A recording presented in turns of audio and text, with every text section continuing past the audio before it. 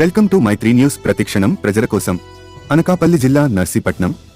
నేను చేసిన అభివృద్ధే మళ్లీ నర్సీపట్నంలో ఎమ్మెల్యేగా గెలిపిస్తుంది.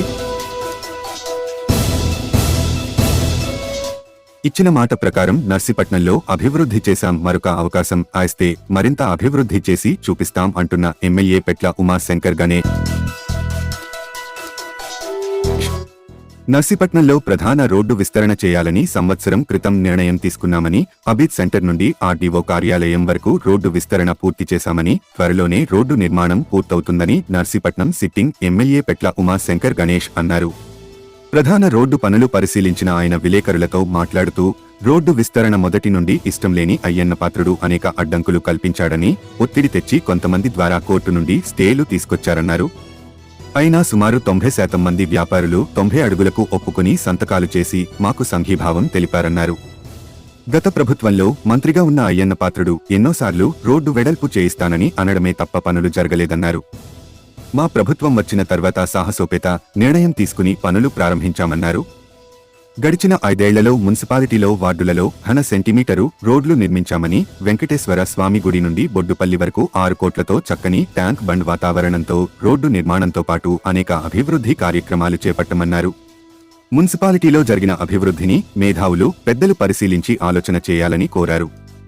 మీ అందరి సహకారంతో, మీ సూచనలు, సలహాల మేరకు నర్సీపట్నంను మరింత అభివృద్ధి చేయడానికి నన్ను మరోసారి గెలిపించాలని పట్టణంలోని పెద్దలకు, మేధావులకు ఆయన విజ్ఞప్తి చేశారు.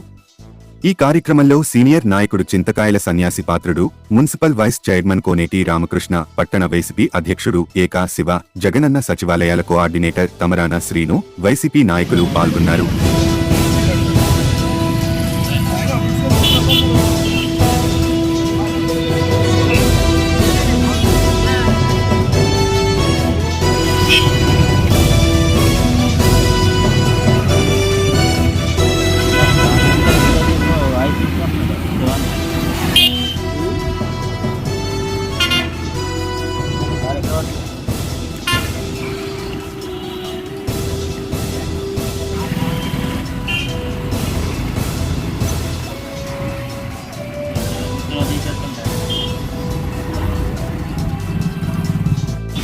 అండి, మరి ఈరోజు నర్సీపట్నం అభివృద్ధి సెంటర్లో మరి ఏదైతే రోడ్ వైండింగ్కి సంబంధించి 1 year బ్యాక్ నిర్ణయం తీసుకున్నాం, ఆ నిర్ణయం వరకు కొంత మేరకు ఆర్డీఓ హౌస్ వరకు కూడా ఏ విధంగా ఒక మోడల్ రోడ్డుగా ఒకసారి ప్రజలందరూ కూడా చూపించి, మున్సిపాలిటీ ప్రజలందరూ కూడా చూపించి మరి ఈ విధంగా నేను చేయాలనుకుంటున్నాను.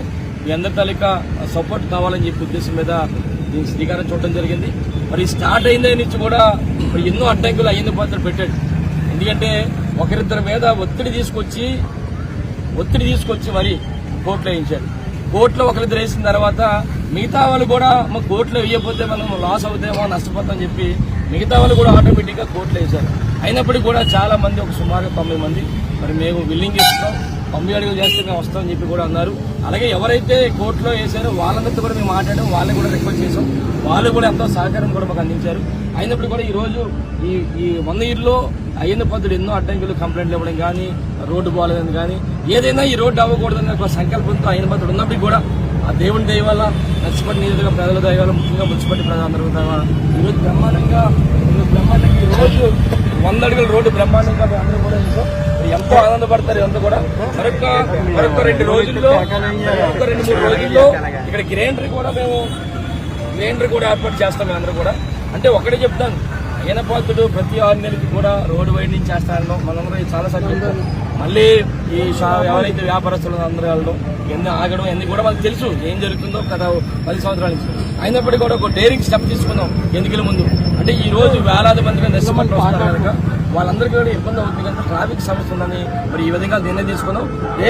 జరగబోయే ఎన్నికల్లో మళ్ళీ మీ అందరి ఆశీస్సులతో మళ్ళీ ఎమ్మెల్యే అయిన తర్వాత మళ్ళీ ఎవరైతే మాకు బిల్లింగ్ ఇచ్చారో వాళ్ళతోని, ఎవరైతే కోర్టుకు వెళ్ళారో వాళ్ళతో కూడా అందరినీ కూడా కూర్చోబెట్టి మళ్ళీ వాళ్ళ తాలూకు సపోర్ట్ తీసుకుని, వాళ్ళ సలహాలు, సూచనలు తీసుకుని మరి రేపు రాబోయే రోజుల్లో మళ్ళీ ఈ కార్యక్రమం మంచి విజయవంతం చేయడానికి మేము నిర్ణయం తీసుకున్నాం కనుక దయచేసి ఇక్కడున్న ఈ నర్సీపట్నం మున్సిపాలిటీలో ఉన్న ప్రజలందరినీ కూడా ఒకటి కోరుతున్నాం. పత్రికా పెద్దలు ఉన్నారు కనుక మీ ద్వారా ఈ మున్సిపాలిటీలో మేధావులు కానీ, అలాగే డాక్టర్లు కానీ, టీచర్లు కానీ, లాయర్లు కానీ, రిటైర్డ్ ఎంప్లాయీస్ కానీ అందరినీ ఒకటే కోరుతా ఉన్నా, మీరు మేము చేస్తున్న అభివృద్ధి చూడండి.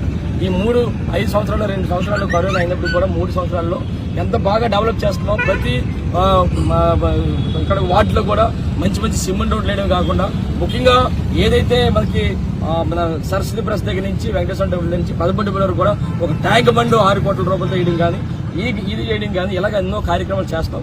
దయచేసి మీ ద్వారా మేము చేస్తున్న కార్యక్రమం మీ అందరితో సపోర్ట్ చేయాలి. అందుకే రేపు రాబోయే రోజులు మళ్ళీ మీ ద్వారా చెప్పేది ఏంటంటే మరొకసారి ఎవరైతే కోర్టుకు వెళ్ళారో వాళ్ళందరితో కూర్చోబెట్టి ఎవరైతే మాకు విలింగ్ ఇచ్చారో వాళ్ళందరూ కూర్చోబెట్టి వాళ్ళ సలహాలు సూచనలు పెద్దలు సందేశపతి గారు పెద్దలు మా చైర్మన్లు వైస్ చైర్మన్లు నాయకులు అందరూ కూడా అందరితో కూర్చొని రేపు రాబోయే రోజుల్లో మరింతగా చేయడానికి సిద్ధమైన కనుక దయచేసి అయ్యన పద్ధతులు ఎన్నో అడ్డంకులు పెట్టినప్పుడు కూడా ఈ విధంగా బ్రహ్మాండంగా రోడ్డు అంటే మీరు చూడండి 2-3 రోజులు గ్రీన్ రాష్ట్రం మీరు ఒకటే ఆలోచన చేయాలి. ఈ రోజు మున్సిపాలిటీలో ప్రజలందరూ కూడా మా తాలూకా ఆలోచన అభివృద్ధి మీద ఏ విధంగా ఉందో మీకు ఆలోచించండి. రేపు మరొకసారి మనకు అవకాశం ఇస్తే మరింతగా కార్యక్రమం చేసి మరింతగా నర్సీపట్నం అభివృద్ధి చేయడానికి సిద్ధంగా ఉంది కనుక దయచేసి మీ ద్వారా నర్సీపట్నం మున్సిపాలిటీ ప్రజల ఒక్కరు కూడా పేరున ప్రత్యేక ధన్యవాదాలు జరుపుకుంటూ మీ అందరి తాలూకా సలహాలు సూచనలతో రేపు రాబోయే రోజుల్లో చేస్తాను. అందుకని రేపు జరగబోయే ఎన్నికల్లో మీ అందరి తాలూకా సపోర్ట్తో మీ అందరి తాలూకా ఆశీర్వాదాలతో నేను మంచి మెజార్టీతో గెలిపించాలని చెప్పి మనస్ఫూర్తి కోరుకుంటూ సెలవు తీసుకున్నాను. జై జగన్. మరిన్ని తాజా వార్తలకు చూస్తూనే ఉండండి మైత్రి న్యూస్. ప్రతి క్షణం ప్రజల కోసం. Please subscribe.